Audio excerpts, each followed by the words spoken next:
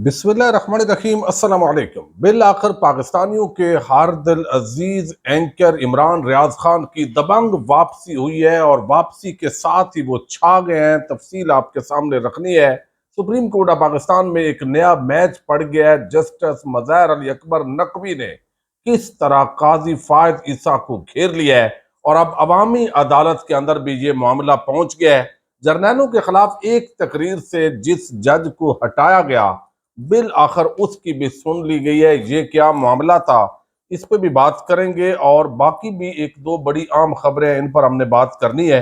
एक तो आसमा शराजी साहबा ने, आपको इल्म है कि वो तबका मलामतिया से ताल्लुक रखने वाली सहाफ़ी हैं।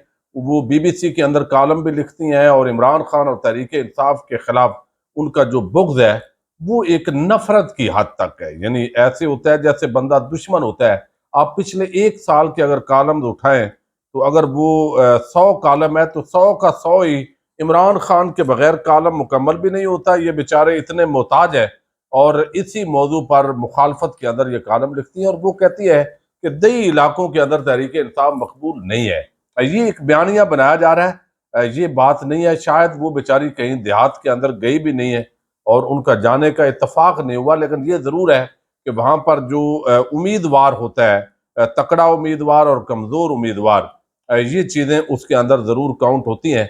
एक दूसरी जो खबर है वो बिलावल जरदारी कहते हैं कि हमें टिक टाक, गालम गलोच और गेट नंबर 4 की सियासत नहीं आती। हम आज भी मंशूर के जरिए शहीद बीबी के नामुकम्मल मिशन को पूरा कर रहे हैं। पाकिस्तान के अमाम मुश्किलात का सामना कर रहे हैं। पाकिस्तान के पुराने सियासतदान आज भी पुरानी सियासत कर रहे हैं। अब ये जो बातें हैं ना, बड़ी बच्चों वाली बातें हैं। यानी पुराने सियासतदान कह के आप नवाज शरीफ को, इमरान खान को मुखातब करें, जबकि आपका जो अब्बा जी है वो भी पुराने हैं, वो सियासतदान तो खैर नए है। ये बात सही है। आपका यूथ होना ये माना नहीं रखता। वो समझते हैं कि मैं चूंकि थोड़ी उम्र का वजीर खारजा रहा तो भाई वजीर खारजा करके आप चूंकि सोने का चम्मच मुंह में लेकर पैदा हुए, आम आदमियों के साथ आपका इंटरेक्शन ही नहीं। बैरून मुल्क आप एजुकेशन हासिल की, फिर आपको उर्दू सिखाई गई, जबरदस्ती आपको पाकिस्तानी कौम पर मुसल्लत करने के लिए जो हमारे इदारों के तरीका होता है या जो सियासत जिस तरह पार्टीज की होती है, तो आप मोहतरमा बेनजीर भुट्टो के बाद जो है वो आ गए। जरदारी साहब ने आपको लॉन्च कर दिया। तो ये आप यूथ हो या बूढ़े हो, इससे फर्क इस मामले के अंदर नहीं पहुंचता। असल ये है कि आप अवाम से हैं या नहीं। तो बिलावल साहब, आप अवाम से नहीं है, आप बदमाशिया और अशराफिया से हैं। ये आपका मामला है। अब दूसरी तरफ एक और बड़ी डेवलपमेंट हुई है। ये बड़ी आम खबरें थी दो। जुल्फकार अली भुट्टो जो केस है, वो अब सदारती रेफरेंस आइंदा हफ्ते इसको समात के लिए मुकर्रर कर दिया गया है और चीफ जस्टिस कादी फायद ईसा ने अपने हम ख्याल जजद पर मुश्तमिल ये एक 9 रुकनी बेंच बनाया। ज़ाहिर है हम ख्याल ना भी हूं तो इस वक्त उनकी अक्सरियत है हम ख्यालों की। सरदार तारक मसूद, जस्टिस मंसूर अली शाह, जस्टिस याही आफरीदी, जस्टिस अमीन उद्दीन, ये इस बेंच का अब हिस्सा होंगे। और बेंच में justice Jamal Khan Mandokhel, justice Mohammad Ali Mazhar, justice Syed Hasan Azhar Rizvi और जस्टिस मुसर्रत हिलाली ये भी शामिल होगी। तो ये 9 रुकनी लार्जर बेंच है जो अब इस केस की समाअत करने जा रहा है। और ये पाकिस्तान की तारीख का अब ऐसा केस है जिसके अंदर माजी के अंदर जो हो चुका है उस फैसले को यकीनन रिवर्स किया जाएगा। लेकिन इस वक्त जो जुल्म हो रहा है, जो ज्यादती हो रही है एक साबक वजीर आजम को और तहरीक इंसाफ के बानी चेयरमैन इमरान खान को अब भी भुट्टो बनाने की कोशिश हो रही है, उसके अंदर लगता है कि काजी साहब बाकायदा वही किरदार अदा कर रहे हैं जो उस वक्त उन जजद ने किरदार अदा किया था। क्योंकि तहरीक इंसाफ के खिलाफ जो कुछ हो रहा है उस जमाने के अंदर जो जजद का किरदार था वही आज काजी साहब का ये किरदार नजर आ रहा है। ये बदकिस्मती है। जो गड़े मुर्दे हैं वो उखाड़ने का शौक है। यानी मैं इसके भी खिलाफ नहीं हूं, अच्छी बात है, लेकिन बदकिस्मती ये है कि जो इस वक्त हो रहा है उस पर क्यों खामोशी है। ये बड़ा आम मामला है। अब मैं आपके सामने रख रहा हूं कि एक साबक जो है वो जज है और साबक जो जज हैं जी, उन्होंने अब ये आपको इल्म है शौकत सदीकी, जिसने भी नवाज शरीफ के साथ भला किया है उसको लगता है अब जरूर नवाजा जाएगा। ये उनकी, मैं समझता हूं जो उन्होंने बात उस दौर के अंदर की थी उस वक्त हमें वो अच्छी शायद नहीं लगी, लेकिन ये बात अब देखनी पड़ेगी कि चूंकि एस्टेब्लिशमेंट हमेशा इसी तरह करती है तो लिहाजा यकीनन उनके साथ ऐसा किया गया होगा। नवाज शरीफ को सजाएं दी गई, कुछ चीजें फॉर्मेलिटीज पूरी नहीं होंगी। लेकिन दूसरी तरफ अगर हम देखें, एक था प्रोसिक्यूशन ने यह साबित करना है। अब प्रोसिक्यूशन के लिए यह साबित करना बड़ा मुश्किल होता है कि फलां मुल्क के अंदर ये जायदाद है, ये जायदाद कैसे खरीदी है, क्योंकि उस मुल्क का जो बैंकिंग सिस्टम है।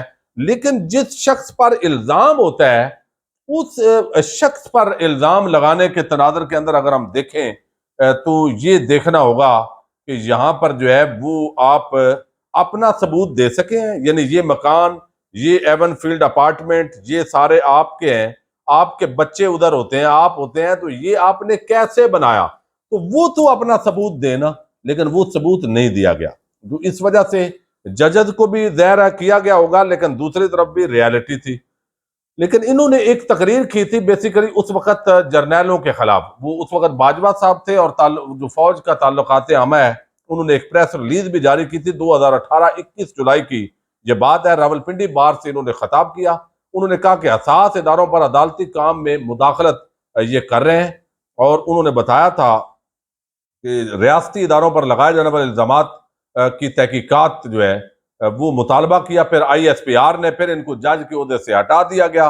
ज़ाहिर है उस वक्त वो दूसरे हम ख्याल जजेस थे। तो अब इसको आज काजी फायद ईसा साहब ने, जो मौजूदा सुप्रीम कोर्ट है, इन्होंने मुकर्रर कर लिया है। 5 रुकनी लार्जर बेंच बनाया है। 14 दिसंबर को शौकत अजीज सदीकी की जो दरखास्त है इस पर समात होगी, और काजी साहब के साथ उनके हम ख्याल जजद justice Aminuddin, justice Jamal Mandokhel, justice Hasan Azhar Rizvi ये शामिल होंगे। और नया जज जो उनके हम ख्याल आए हैं, हसन रिजवी के अलावा वो तो नहीं है हम ख्याल, पहले नहीं थे, लेकिन अब जस्टिस इरफान सादत खान जो नए हम ख्याल जज अपॉइंट हुए हैं, तो ये उनके जजद पर मुश्तमिल जो है ये होगा। तो यकीनन इसके अंदर भी शौकत अजीज सदीकी जो है उनके हक में फैसला मुतवक्के है। दूसरी तरफ जो है वो एक और बड़ी डेवलपमेंट हुई है, और वो है सुप्रीम कोर्ट ऑफ पाकिस्तान के अंदर एक साबिक जज, मौजूदा जज, उन्होंने कई दरखास्तें दी, लेकिन उनके साथ वही किया जो काजी साहब सिर्फ अपने हम ख्याल जजेस का तो उनको ख्याल है।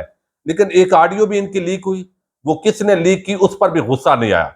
यानी जो किसी भी काजी साहब जो है वो ज़ाहिर चीफ जस्टिस ऑफ पाकिस्तान है, जब उनको एहसास हो जाएगा कि वो पूरे पाकिस्तान की जो बड़ी अदालत है उसके चीफ जस्टिस हैं, तो उन्होंने जानबदारी नहीं करनी, तो मामलात और हो जाते हैं।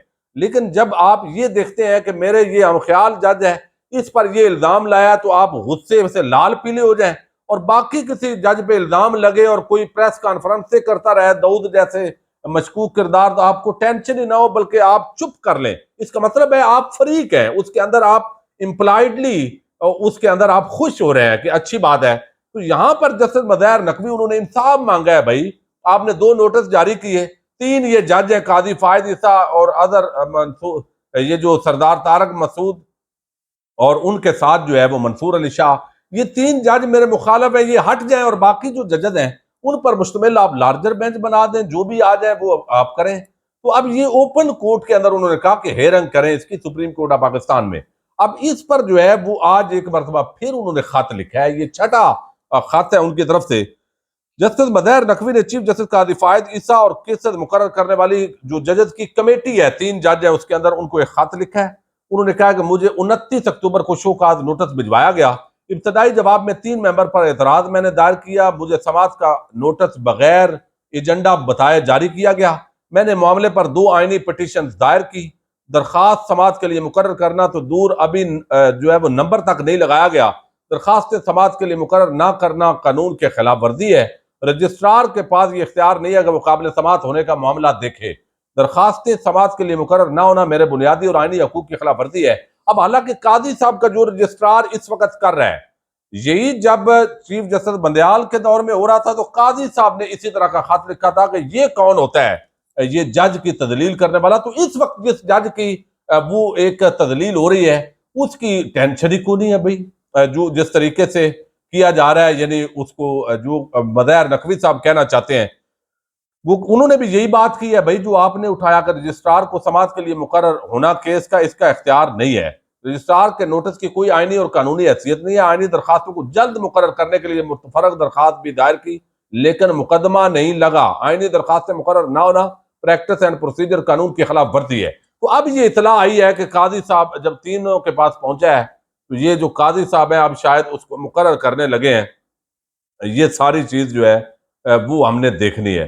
लेकिन दूसरी तरफ एक और बड़ी खुशाइंद खबर है और वो है इमरान रियाज। इमरान रियाज पाकिस्तान की सहाफत के अंदर एक इस्तियारा बन गया है, जिसने इतना जुल्म ज्यादती सही, इतना कुछ बर्दाश्त किया, अगरचे उससे पहले हामिद मीर और बाकियों पर जो है वो गोलियां चली, बहुत सख्त उनको अजियत पहुंचाई गई। यकीनी तौर पर उस वक्त वो जो है वो जिन ताकतों के खिलाफ थे, उन्होंने उनको सबक दिया, वो भी बड़ा मुश्किल वक्त था उन पर। लेकिन इमरान रियाज जो है, उनको जिस तरीके से जो है वो किया गया, उनको धमकियां पहले दी गई, उनके खिलाफ मुकदमात बनाए गए, अरशद शरीफ जो है उनको शहीद किया गया, फिर जो अक़वाम मुत्तहिदा ने रिपोर्ट मांगी अरशद शरीफ पर, जो बोंगी किस्म की जो घटिया किस्म की रिपोर्ट भेजी गई अपने आप को क्लियरेंस देने के लिए, ये भी बड़ा एक सवालिया निशान है।